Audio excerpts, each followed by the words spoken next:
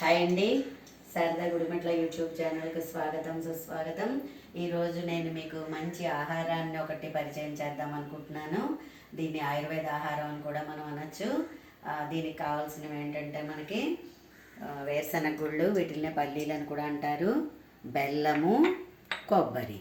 So మూడు ingredients తోటి మనం తయారు చేసుకుంటాం ఆ స్వీట్ని. ఇదేంటంటే ఆడవాళ్ళకి మెనోపాజ్ దశ అది 45-40 నుంచి స్టార్ట్ అవుతుంది కదండి. అప్పుడు మనకి ఎముకల బలం తగ్గిపోతూ ఉంటుంది. సో బలమైన ఆహారం తీసుకోవాలంటే ఇలాంటి స్వీట్ని చేసుకుని ఉంచుకుని రోజుకొకటి తీసుకున్నా కూడా మన శరీరానికి తగ్గ పోషణ అంతా కూడా మనకు అందుతుంది. బెల్లంలో ఐరన్ ఉంటుంది, ఇక పచ్చి కొబ్బరి కాబట్టి చక్కగా దాంట్లో మంచిగా మనకి కాల్షియం, ఫైబర్ కూడా ఉంటుంది. వేరుశనగ గుళ్ళు చెప్పనక్కర్లేదు, పూర్వకాలం నుంచి అవి వాడివేను. మా అమ్మగారు వాళ్ళు అయితే చక్కగా వేరుశనగ నూనె వాడేవారు మా చిన్నప్పుడు అంతాను. ఇప్పుడంతా మనకి సన్ఫ్లవర్ ఆయిల్ వచ్చేసింది, కానీ ఎక్కువ శాతం మనం నువ్వుల నూనె, వేరుశనగ నూనె కూడా వాడుకుంటే చాలా మంచిది. అది వాడడానికి ప్రయత్నించండి. పిల్లలకి మనం నువ్వుల నూనె అది వేస్తుంటే అబ్బా ఏంటో ఇది వాసన అంటున్నారు, కానీ దానిలో చాలా ప్రోటీన్స్, బలము ఉంటుందని చెప్పేసి ఎముకలకి మంచి పుష్టి ఉంటుంది. సో అవి వాడడానికి ప్రయత్నించండి. Let's start.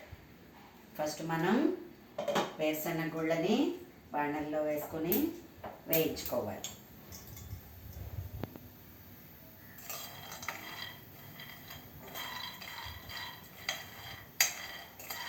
చాలా చాలా గమ్మున అయిపోతుందండి ఈ స్వీట్ తయారు చేసుకోవడం.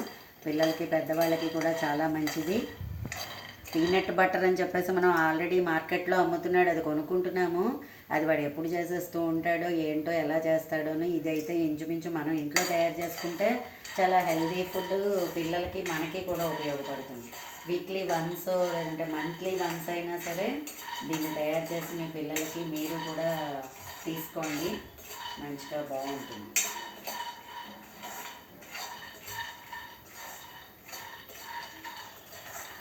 వేరుశనగ గుళ్ళ వల్ల చాలా చాలా ఉపయోగాలు, హెల్త్కి చాలా మంచిది ఇది.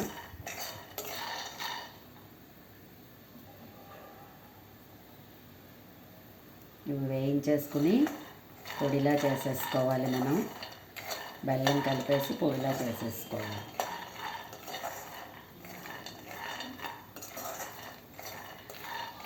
అంటే బెల్లం పాకం పట్టి మనం వేరుశనగ గుళ్ళు వేయించుకుని ఆ ఉండలు కూడా తయారు చేసి అవి మార్కెట్లో కూడా అమ్ముతున్నారు.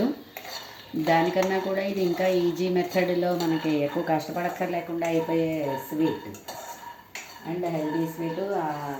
ఆయుర్వేద ఆహారంలో కూడా దీన్ని ఎక్కువ ఇలాంటివన్నీ కూడా వాళ్ళు చెప్తూ ఉంటారు మనకి.